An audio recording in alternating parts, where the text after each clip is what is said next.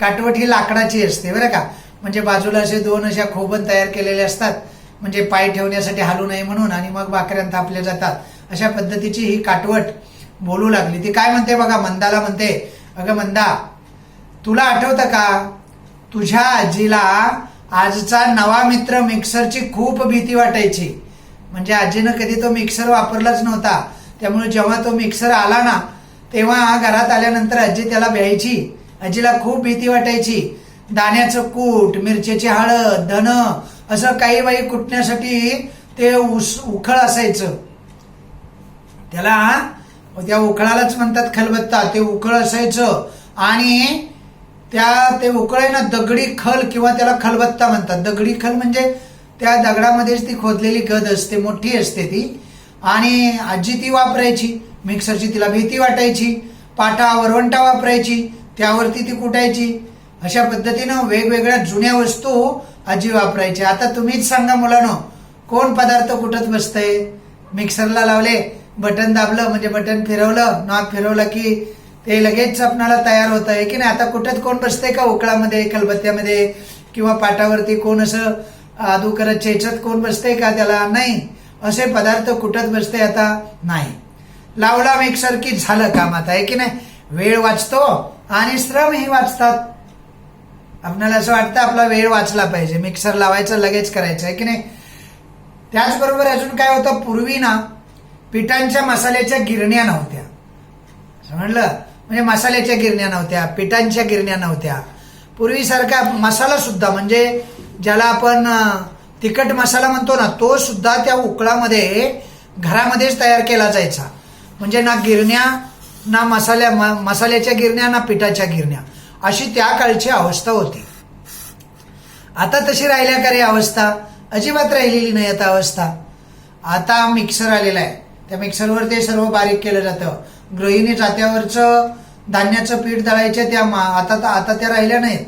आता गृहिणी सरळ दळण घेतात आणि गिरणीमध्ये जातात. धान्य पाकडायला सूप असायचं, माहितीये तुम्हाला. सूप आजही असेल, मला वाटतं तुम्हाला माहिती असेल ते. आजही आहेच सूप, प्रत्येक घरामध्ये असतंच, नाही तर धान्य कशात निवडणार ना. ते पाकडायला लागतं बघा, असं घरामध्ये तुम्ही पाहिलं असेल. ते बांबूच्या कांब्या ज्या असतात त्यापासून बनवलेलं असतं. मंदा मग पुन्हा काटवटीला असं म्हणाले, हे सगळं खरं आहे, पण आज ही सर्व कामं करायला वेळ कुणाकडे आहे की नाही. सगळं खरं आहे, म्हणजे तुम्हाला आता वापरत नाही, हे तुमचं दुःख वगैरे सारं खरं आहे, पण आता एवढी वेळ कुणाकडे आहे. मग जातं काय म्हणते बघा, मातीच्या आणि लाकडाच्या भांड्या पाठोपाठ माणसानं तांब कळते की नाही, हा धातू आहे, लोखंड, या धातूचा शोध लावला आणि लोखंड आणि तांब्यापासून भांडी बनवायला सुरुवात केली आणि मग त्याचा वापर होऊ लागला. आता भांडी तांब्याची असतात, स्टीलची असतात, लोखंडाची असतात, पण त्या धातूच्या शोधामुळे भांडी संस्कृती अधिक प्रगल्भ आणि विकसित होत गेली. समजलं, भांड्यांना आता धातूची बनवायला लागली, ती यंत्रावरती बनायला लागली आणि तेव्हापासून ही भांड्यांची संस्कृती आता प्रगल्भ होत गेली. जात्यानं मंदाला सांगितलं. अरुण मध्येच म्हणतो, म्हणजे फक्त भांडी बनवण्याचा या धातूचा खूप उपयोग होऊ लागला, आहे की नाही, भांडू बनवण्यासाठी. म्हणजे जसा धातूंचा शोध लागला, तांब्याचा, लोखंडाचा, स्टीलचा, तसं भांडी बनवण्यासाठी त्याचा खूप उपयोग होऊ लागला, असंच तुला म्हणायचं आहे का. पण जाते भाऊ, आम्ही लोखंड आणि तांबे या धातूच्या भांड्याबरोबर चांदीची भांडी सुद्धा पाहिलेली आहेत, पलंग पाहिलेला आहे, खुर्ची, टेबल, कपाट, दारं, कितीतरी वस्तू आम्ही या वेगवेगळ्या धातूच्या वापरलेल्या आहेत. फक्त भांडीच धातूची होती असं अजिबात नाही, असं अरुण त्या जात्याला म्हणाला. मग जातं काय म्हणते बघा, घरामध्ये अनेक वस्तू अशा असतात ज्या धातूपासून बनवलेल्या असतात. खिडक्या आहेत, मोठमोठे दरवाजे आहेत, यासारख्या वस्तू सुद्धा लोखंडापासून बनवलेल्या आपण पाहतो. तुमचा सेफ्टी डोअर जो आहे, घरामध्ये सेफ्टी डोअर असतो की नाही, तो सेफ्टी डोअर आणि खिडकी कशापासून बनले सांगा बघू, लोखंडापासून बनले की नाही. असे वेगवेगळे, म्हणजे खुर्ची असते, कपाट असतं, पलंग असतो, तवा असतो, शेगडी असते, आहे की नाही, परात असते, हे धातूपासून बनलेलेच सारे आहेत. त्याचबरोबर स्वयंपाकासाठी लोखंडी कढई, तवा, भांड्याचा वापर आपण ज्या करत आलेलो आहे किंवा करतो आजही आपल्या किचनमध्ये, ते सारे धातूपासून बनलेले आहेत. बांधकाम क्षेत्रामध्ये लोखंड या धातूचा मोठ्या प्रमाणात उपयोग होतो आजही. लोखंडाच्या कढईत, तव्यात भाजी का करतात माहिती आहे तुम्हाला, म्हणजे लोखंड लवकर तापतं ना, आणि मग कमीत कमी उष्णतेमध्ये जास्तीत जास्त आपल्याला अन्न शिजवता यावं म्हणून धातूंचा वापर केला जातो. तांबा आणि लोखंड या धातूच्या जोडीला चांदी, शिस या धातूचा वापर सुद्धा भांडी तयार करण्यासाठी सुरू झाला. धातूच्या पाठोपाठ ना हळूहळू मग काचेची भांडी सुद्धा बनू लागली. आता जर आपल्या घरामध्ये पाहिलं ना, काचेची बरीच भांडी आहेत बघा. पाणी पिण्यासाठी आपण एखादा काचेचा ग्लास वापरतो की नाही. तांब आणि चांदीला पर्याय म्हणून संमिश्र धातू पितळ, कासे, काच या धातूपासून सुद्धा आता भांडी बनवताना आपल्याला दिसतात. म्हणजे भांड्यांचा हा जो प्रवास आहे तो संपूर्ण प्रवास भांडीच आता त्यांच्या तोंडातून मुलांना सांगतायत आणि त्यामुळे मुलांना सुद्धा मजा येते ऐकायला. वेगवेगळ्या पद्धतीनं वेगवेगळ्या वस्तूपासून बनलेली ही वेगवेगळी भांडी, वेगवेगळ्या उपयोगासाठी बनवली गेलेली ही भांडी जी आहे ती मुलांना आपला पूर्व इतिहास सांगतायत.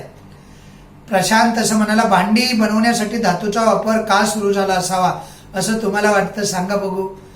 कारण धातू हा लवकर तापतो आणि उष्णता त्याला जास्त लागत नाही, इंधन कमी लागतं आणि म्हणून त्यांचा वापर चालू झाला, हे की नाही. किंवा मातीची भांडी लवकर फुटतात, धातूची भांडी लवकर नष्ट होत नाही. प्रशांत म्हणाला, मग स्टेनलेस स्टीलची भांडी वापरात कधी आली? सुरई लगेच पुढे आली आणि म्हणाली, पितळी आणि तांब्याच्या भांड्यांची जागा अल्युमिनियम, नंतर हिंडालियम आणि स्टेनलेस स्टीलच्या भांड्यांनी घेतली. सध्या सगळीकडे घराघरामध्ये कशाची भांडी येत नाही, तर आता लोखंड वगैरे राहिलं नाही, काचे राहिलं नाही, आता स्टेनलेस स्टीलची भांडी बघायला मिळतात. म्हणजे स्टीलची भांडी आपण म्हणतोय की नाही. आपल्या घरात ग्लास, पातेलं हे स्टीलचं असतं.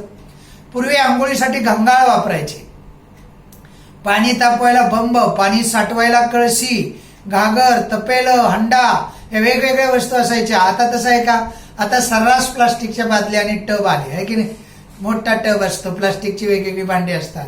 आता पूर्वीचं काही राहिलेलं नाही. आता कळशी राहिलेली नाही, आता घागर राहिलेली नाही, आता पाणी तापवण्यासाठी बंब राहिलेला नाही, आता म्हणजे घरळ राहिलेलं नाही, आता काय म्हणतात तपेलं राहिलेलं नाही. आता काय आलं रे? प्लास्टिकचं टब आला, प्लास्टिकची बादली आली. काय रे जाते भाऊ, जेवणाच्या पंक्तीला ताट म्हणून केळीची पानं, पत्रावळी, तसेच वाट्यांसाठी द्रोण असायचे, माहितीये तुम्हाला. पहिलं पंक्तीला लग्नामध्ये जेवायला गेलो की पत्रावळ असायची, त्यावरती द्रोण असायचा वाटीसारखा. आता तसं राहिलंय का रे? आता प्लास्टिकचं आलं सर. आता तसं पूर्वीसारखं काय पानापासून वनस्पतीच्या या पत्रावळ्या बनण्याचं काम राहिलं नाही. हात धुवायला जास्त असायचं, होय ना अरुण? तुला बरंच माहित आहे की गाई म्हशीच्या दुधासाठी कासंडी किंवा चरबी वापरायची. कासंडी अशी तवलीसारखी किंवा चरबी, ताकासाठी कावळा, लोण्याचा वाडगा, तुपाची बुदली, नंतर बुडुकली असायची किंवा ओगराळी असायची, पळी असायची, नंतर तसराळी असायची, कुंडा असायचा. अशा कितीतरी नावाची भांडी ही जुनी स्वयंपाकगृहामध्ये असायची. आजी भांडी आमच्या पिढीलाही काही माहीत नाही, त्यांची नावं आमच्या पिढीलाही माहीत नाही. तुम्हाला कशी असणार बरं, नाही की नाही. स्वयंपाकगृहातील फार जुनी भांडी आहेत, हळूहळू आता ती बदलत गेलेली आहेत. त्यांची धातूच्या भांड्यांनी आता जागा घेतलेल्या आहेत. खास करून घराघरामध्ये हे स्टेनलेस स्टील आलेलं आहे. गॅसची शेगडी वापरत असल्याचं, चूल व त्यावर स्वयंपाक करण्याचं प्रमाण आता कमी झालंय. आता गॅसची शेगडी वापरायला लागलीत घराघरामध्ये. त्यामुळे आता चूल जी आहे ती चूल तुम्ही पाहिल्या गावामध्ये गेल्यानंतर गावाकडे एक चूल असते आणि त्यामध्ये जळण सरपण असतं आणि वरती पातेलं किंवा तवा ठेवून मग ते स्वयंपाक केला जातो आणि नळी असते, त्याला फुंकणी असं म्हणतात. त्या फुंकणीच्या साह्यानं फुंकून ती चूल पेटवली जाते. असं दृश्य पाहिलं असेल, आहे की नाही. फार त्रासदायक असं असायचं हे चुलीवरचं जेवण बनवणं वगैरे. पण त्या पूर्वीच्या स्त्रिया फार आनंदानं आपल्या माणसांसाठी, आपल्या कुटुंबासाठी स्वयंपाक करायच्या. आताच्या सारखं काही नव्हतं, आता सारं बदललेलं आहे. चूल पेटवताना फुंकणीने अग्नीवर फुंकर का घातली जाते माहितीये तुम्हाला? कारण हवा दिली पाहिजे ना, हवेनं. म्हणजे हवेमधला जो ऑक्सिजन असतो ना तो अग्नीच्या सानिध्यात गेल्यानंतर ऑक्सिडेशन होतं आणि अग्नी अजूनच जास्त फुलतो आणि म्हणून फुंकणीच्या साह्यानं ती हवा जी आहे ना ती हवा त्या विस्तवावर म्हणा किंवा त्या सरपणावरती ते फुंकणीच्या साह्यानं फुंकून घातली जाते. अशा पद्धतीनं पूर्वी ग्रामीण भागामध्ये चूल असायची आणि त्या चुलीमध्ये जाळ तयार करण्यासाठी किंवा अग्नी तयार, जाळ म्हणजे अग्नी तयार करण्यासाठी हे फुंकणी म्हणून एक इन्स्ट्रुमेंट म्हणजे एक वस्तू असायची. मंदा म्हणाली, पण या काळात मातीपासून तयार होणारी भांडी आता बंद झाली का? आता राहिलेली आहेत का, आता राहिलीत का, आता बनतात का भांडी? उकळ काय म्हणते बघा. उकळ म्हणता नाही, तसं अजिबात नाही. या धातूंच्या शोधापासून ना वेगवेगळे धातूचे शोध लागले, मातीची भांडी बनवणं बंद झालं असं मुळीच नाही. आज ही मातीची भांडी बनवली जातात, पूर्ण बंद झालेलं नाही. उलट आज भांडी तयार करण्यासाठी माती वापरण्याची परंपरा म्हणजे भांडी संस्कृतीचा पाया मानला जातो. समजला? हा मातीपासून भांडी बनवण्याचं तंत्र जे आहे ना, तो भांडी संस्कृतीचा पाया आहे. त्यामुळं मातीपासून भांडी बनवण्याचं हे तंत्र कधीही नष्ट होणार नाही, तो पायाच आहे. लगेच जातं पुढे येतं आणि जातं. त्या मुलांना सांगू लागतं, आज मोठ्या प्रमाणावर चिनी माती किंवा सिरॅमिक्स, तुम्ही पाहिलं असेल कप वगैरे ते सिरॅमिकचे आहेत, त्यांचा वापर करून विविध भांडी, विविध वस्तू, त्यावरती वेगवेगळी डिझाईन, झाकणांच्या भांड्यांचा प्रसार, तुम्हाला आता किटलीचा रंग पाहिला, आकार, त्यावरील नक्षीकाम, रत्नजडित सुरया, अशा कलात्मक गोष्टी भांड्यामध्ये येऊ लागलेल्या आहेत. त्यामुळे आता पूर्वीसारखी भांडी राहिलेली नाहीत. आता वेगवेगळी भांडी, त्यांचा वेगवेगळा प्रसार, त्यांचे वेगवेगळे आकार, त्यावरती केलेलं नक्षीकाम, अशा वेगळ्या स्वरूपात भांड्यांचा आताचा प्रवास आहे. चहाची किटली तुम्ही पाहिले असेल आहे की नाही? पूर्वी का जग असायचा, कपबशा, प्लेट, वाट्या, हे सारं तुम्ही पाहिलं असेल. पूर्वी मातीचंच असायचं. मातीच्या भांड्यातून अतिशय पौष्टिक आणि आरोग्यदायक असं हे अन्न तयार करून वाढलं जायचं किंवा तयार करून खाल्लं जायचं. चिनी मातीची किंवा सिरॅमिकची ही भांडी जी असतात, ती चिनी माती चिकट असते थोडीशी आणि भांडी बनवायला ती बरं असते. आधी ती म्हणते, ओ आता आमच्या घरी स्टेनलेस स्टीलची आणि नॉनस्टिक व कोटेड, म्हणजे कोट केलेली असं म्हणतात त्याला, ही कोटेड भांडी आता आलेली आहेत आमच्या घरामध्ये, असं आदितीनं सांगितलं. खलबत्ता असं म्हणतो, प्रत्येक जण स्वतःच्या खिशाला आता परवडणारी भांडी घेऊ लागले. ज्यांना परवडत नाही ते प्लास्टिकची ठेवे सुद्धा ठेवतात. सहजपणे उपलब्ध होणारी आणि वापरायला सोपी असणारी भांडी खरेदी करण्याचा प्रयत्न प्रत्येक जण करत असतो. म्हणजे आपल्या खिशालाही परवडलं पाहिजे. धातूची भांडी, स्टेनलेस स्टीलची भांडी, पंचधातूची भांडी आलेली आहेत. ही भांडी आता महाग झालेली आहेत की नाही? गरिबांच्या घरामध्ये आजही बऱ्यापैकी तुम्हाला वेगवेगळ्या जुन्या भांड्यांचे प्रकार, मातीची भांडी वगैरे पाहायला मिळतील, साठवणीसाठी वापरलेली पाहायला मिळतील. खलबत्ता प्रत्येक जण आता खलबत्ता म्हणतो प्रत्येकाच्या खिशाला परवडणारी, सहजपणे वापरायला येणारी अशी भांडी वापरण्याचा आता प्रयत्न केला जातो. प्रशांत विचारतो, एकूण काय तर भांडी हे मानवी संस्कृतीचा अविभाज्य भाग आहे ना, आणि म्हणून भांड्याची दुनिया जी आहे ती आजच्या मुलांना माहीत असली पाहिजे. भांड्यांचा हा जो प्रवास आहे, भांड्यांची ही जी संस्कृती आहे, ती आजच्या मुलांना माहीतच नाही. आजची मुलं ती जाणून घेत नाहीत. गरजेनुसार भांड्यामध्ये विविधता येत गेलेली आहे, अनेक प्रकारचे बदल त्यामध्ये झालेले आहेत.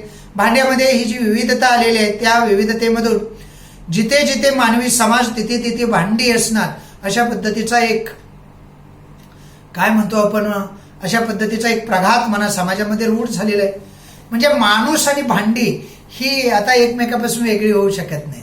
म्हणजे माणूस जिथं जिथं आहे तिथं तिथं ही भांडी असणार. अशा पद्धतीनं हा लेसन जो आहे तो भांड्यांच्या दुनियात भांड्यांची माहिती देणारा, भांडी आपला इतिहास, पूर्व इतिहास सांगतायत. आदिती म्हणते, आज आम्हाला तुम्हा सर्वांबरोबर खूप बोलायला मजा आली, तुमची हिस्ट्री कळाली, तुमचा पूर्व इतिहास कळाला. आम्ही तुम्हा सगळ्यांचे खूप आभार मानतो, कारण तुम्ही आम्हाला भांड्यांच्या दुनियेची सफर घडवून आणली. आम्हाला त्यांची कल्पना नव्हती. जर तुम्ही आम्हाला भेटला नसता, त्या अडगडीत पडलेलं जातं जर दिसलं नसतं, तर कदाचित आम्हाला कधीच ही भांडी आणि त्या भांड्यांचा इतिहास माहीत झाला नसता. आज आम्हाला तुमच्याबरोबर गप्पा मारायला फारच मजा आली. अशाच पद्धतीनं तुम्ही जर आमच्याशी भांड्याने गप्पा मारल्या तर सर्व आमच्या पुढच्या पिढीलाही भांड्यांचा हा इतिहास कळेल, असं आदिती म्हणते. आणि या ठिकाणी हा लेसन संपतो. तर भांड्यांच्या दुनियात हा लेसन जो आहे तो घन पदार्थ, द्रव पदार्थ साठवण्यासाठी भांड्यांची कशी गरज असते. भांडी ही गृह उपयोगी वस्तू आहेत. पूर्वीच्या काळापासून माणसाने या भांड्यांचा वापर आपल्या सुखी आणि समृद्ध जीवनासाठी केलेला आहे. भांड्यांचे अनेक प्रकार असलेले आपण पाहतो. पूर्वापार काळापासून आतापर्यंत भांड्यामध्ये झालेला बदल आज या लेसनमध्ये आपल्याला पाहायला मिळालेला आहे. तो बदल म्हणजे जुन्या वस्तू वापरलेल्या आपल्याला त्यांचा परिचय व्हावा आणि आपल्या कल्पनाशक्तीला वाव मिळावा, म्हणून अशा पद्धतीच्या लेसनचं प्रयोजन असतं. या भांड्यांची जी कैफियत आहे, या भांड्यांचा पूर्व इतिहास आहे, तो भांड्यांच्याच तोंडून या पाठात अत्यंत मजेदारपणे सांगितलेला आहे. या पाठातून आपल्याला मूल्य, शिकवण, संदेश काय मिळतो तर आपल्या अवतीभोवती असलेली जी भांडी असतात, नित्य उपयोगाच्या वस्तू ज्या असतात, त्यांचा परिचय असणं, परिचय व्हावा, हे मूल्य या पाठातून आपल्याला पाहायला मिळतं. त्या वस्तूवरतीच आपलं जीवन असतं. साधा आपल्याकडे पेन, आपल्या खिशाला पेन आहे समजा, हा पेन आपल्याकडे नसेल तर आपल्याला लिहिता येत नाही, आपली शाळेची प्रक्रिया पूर्ण होणार नाही. म्हणजे एक छोटीशी वस्तू सुद्धा किती उपयोगी असते, तिचा परिचय असणं फार गरजेचं असतं. तो परिचय व्हावा या दृष्टीनं हा पाठ दिलेला आहे. त्याचबरोबर विद्यार्थ्यांची कल्पनाशक्ती जी आहे ती कल्पनाशक्ती समृद्ध व्हावी, विकसित व्हावी, त्यामध्ये वाढ व्हावी, अशा पद्धतीचा उदात्त हेतू ठेवून हा लेसन दिलेला आहे. निर्जीव वस्तूचं मानवीकरण केलेलं आपल्याला या लेसन मध्ये दिसतं. ही कल्पनाशक्तीच आहे तशी. अशा प्रकारे नित्य नियमाच्या आणि नित्याच्या या ज्या वस्तू आहेत त्या वस्तूंचा संवाद विद्यार्थ्यांशी झालेला आपण या लेसन मध्ये पाहिला. त्यामध्ये काही शब्द आलते बघा. दुनिया शब्द आलता, दुनियामध्ये जग. स्मित हास्य म्हणजे हलकस थोडस हसणं, गालातल्या गाल्यात हसणं. सगळे सोयरे एक शब्द आलता बघा. कोठडी एक शब्द आलता. माहिती आहे, तळघर असतं ना, तळघरात वस्तू साठवण्यासाठी एक खोली तयार केलेली असते, त्याला कोठडी म्हणतात. जातं म्हणजे पूर्वीच्या काळी दळण दळण्याचं एक साधन होतं. एकावर एक रचलेल्या 2 गोल अशा दगडी चकत्या असायच्या, त्या एकावर एक ठेवून फिरवल्या की ते ज्वारी किंवा गहू यापासून पीठ तयार करायला जायचं. परात म्हणजे तांबे, पितळ इत्यादी धातूचं एक पसरट असं काठ असलेलं मोठं भांड आहे, त्याला म्हणतात परात. रांजण माहित असेल तुम्हाला, उभट गोल असा रांजण असतो. आता कसेही निघालेले. असा मडकं कसं असतं तसं मडके टाईप पहा, पाणी साठवण्यासाठी वापरणारे हे साधन आहे. बुधला माहित आहे तुम्हाला, उभा मध्येच फुगीर असणारा हा गडू असतो, त्याला बुधला असं म्हणतात. समजलं, असा मध्येच फुगीर आणि दोन्ही बाजूला असा निमुळता असा असतो आणि असा फुगून मग खाली येतो, तर त्याला बुधला असं म्हणतात. तुंबे माहित आहे तुम्हाला, म्हणजे भोपळ्याचा गर काढून बनवलेलं पोकळ आणि पसरट गोल भांड असताना त्याला तुंब म्हणायचं. आंतरजाल म्हणजे कळतं ना, आंतरजाल एक शब्द आलता पहा, नेट. आंतरजाल म्हणजे इंटरनेटला मराठीमध्ये प्रतिशब्द आहे आंतरजाल, समजलं. नंतर काठवाड म्हणजे पीठ मळण्यासाठीची काठवट एक शब्द आहे बघा. त्या काठवटीला किंवा काठवड म्हणतात. काठवड काही ठिकाणी काठवट म्हणतात आणि काही ठिकाणी काठवड म्हणतात. तर ही काठवड जी आहे ती काठवड ही कशासाठी वापरली जाते माहिती आहे, पीठ मळण्यासाठीची मोठी गोलाकार लाकडी परत असते, पण ती लाकडाची असते. उकळ म्हणजे धान्य काढण्यासाठी पोकळ असलेली लाकडी आणि दगडी जाड असं एक साधन असतं, त्याला उकळ म्हणतात. नंतर मुसळ एक असायचं, ठोंबा असायचा. ठोंबा मुसळ इथं काही दिलं नाही. धान्य काढण्याचं लाकडी उभं मजबूत असं साधन असायचं, त्याला मुसळ म्हणायचं. पाटा आणि वरवंटाही असायचा, पसरट, चौकोनी, पंचकोनी अशा पद्धतीनं सपाट दगड व त्यावर वाटण साठवण्यासाठीचा एक दगडाकृती, दंडाकृती गोल असायचा, त्याला म्हणायचं वरवटा. आणि म्हणजे सपाट असायचा, त्याला म्हणायचं पाटा. मटेरियल कल्चर म्हणजे साहित्य संस्कृती, अनेक उपयोगी वस्तूचा संचय करणारी एक मानवी संस्कृती परंपरा, त्याला मटेरियल कल्चर असं म्हणतात. सिरॅमिक्स म्हणजे चिनी मातीची भांडी. किटली म्हणजे तोटी असलेले चहा साठवण्याचे एक भांड. सुरई म्हणजे काय माहित आहे, निमुळता उंच गळा असलेले धातूचं आणि मातीचं एक भांड आहे, त्याला म्हणायचं सुरई. शिसे, कासे हे तुम्हाला धातू आहे ते माहित असेल. कासे म्हणजे काश्य धातू आहे. ॲल्युमिनियम, नंतर हिंडालियम, वेगवेगळे हे धातू आहे. स्टेनलेस स्टील सुद्धा लोखंडावर प्रक्रिया करून बनवलेला गंज न पकडणारा एक धातूचा आहे. गृहिणी एक शब्द आलता बघा, घरातील स्त्री. पाखडणे एक शब्द आलता, निवडणे म्हणतात त्याला. जाळ म्हणजे अग्नी, जाळ एक शब्द आलता की नाही. रत्नजडित म्हणजे रत्नाने मडवलेली. भांडी संस्कृती म्हणजे भांड्यांची परंपरा. घडा म्हणजे मडके. वाडगं एक शब्द आलता पहा, वाडगं म्हणजे वाटी. वाडगं म्हणजे काय, वाटी. अशा अनेक शब्द, ग्रामीण शब्द या पाठामध्ये आलेले आहेत आणि ते आपल्याला माहीत असणं फार गरजेचं आहे. नंतर नॉनस्टिक म्हणजे पदार्थ न चिकटलेली अशी एखादी वस्तू, त्याला नॉनस्टिक असं म्हणतात. ही जी भांडी आहेत नॉनस्टिक भांडी, पदार्थ न चिकटणारी नॉनस्टिक म्हणायचं. नंतर कोटेड मेटल एक शब्द आलता बा. कोटेड मध्ये मेटल म्हणजे एका धातूचा दुसऱ्या धातूवर लेप दिला जातो ना, त्याला कोट करणे असं म्हणतात. फुंकणी शब्द आलेला होता, ते मी तुम्हाला सांगितलेलंच आहे. अशी इतकी लांब नळी असायची, त्या नळीतून फुंकायचं म्हणजे फुंकर मारायची त्या याच्यावरती, विस्तवावरती. नंतर घंगाळ एक शब्द आलेला होता, हे माहित असेल तुम्हाला. गोल पसरट मोठ्या तोंडाच्या बाजूला कडी असलेलं, पाणी तापवण्यासाठी त्याचा वापर केला जायचा असं पूर्वीचं एक भांड आहे, त्याला गंगाळ असं म्हणायचं. बंब माहीतच असेल, तो आजही आहे ग्रामीण भागामध्ये. पाणी तापवण्यासाठी तयार केलेलं पूर्वीचं उभट गोलाकार असं एक भांड आहे.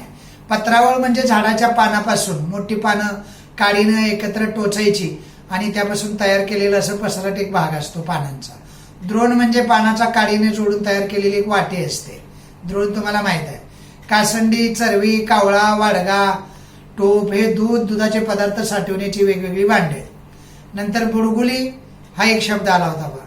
ही सुद्धा लाकडी धातूच्या वेगवेगळ्या आकाराची वेगवेगळे भांडे आहेत. बुडगुली आहे, ओघराळी आहे, पळी आहे, नंतर मला वाटतं तसराणी आहे, नंतर कुंड आहे. हे लाकडाचे वेगवेगळे आहेत. यामध्ये काही वाक्प्रचार आलेले आहेत. त्यात खिशाला परवडणारे असा एक वाक्प्रचार होता बघा. खर्च करण्याची ऐपत असणे म्हणतात त्याला. प्रसार होणे असा एक शब्द आहे. प्रसार होणे हा एक वाक्प्रचार आहे. त्याचा अर्थ आहे सर्वांना माहीत होणे म्हणजे प्रसार होणे. विराजमान होणे असा एक शब्द प्रयोग आहे. विराजमान म्हणजे आसनावर ऐटीत बसणे, स्थानापन्न होणे. आभार मानणे म्हणजे धन्यवाद मानणे. नंतर मान डोलवणे असा एक शब्द प्रयोग होता बघा. संमती देणे किंवा होकार देणे असे वेगवेगळे शब्द, वेगवेगळ्या संज्ञा, वेगवेगळे वाक्प्रचार आलेले आहेत या लेसनमध्ये आणि ते ग्रामीण आहे म्हणून मी तुम्हाला जास्त सांगितले. एवढे सांगण्याची काही गरज नव्हती, पण ग्रामीण शब्द असले की जरा मुलांना कळायला अवघड जातं. अशा पद्धतीनं हा लेसन या ठिकाणी संपलेला आहे. मग यामध्ये तुम्हाला संपल्यानंतर पुढची प्रक्रिया माहीतच आहे.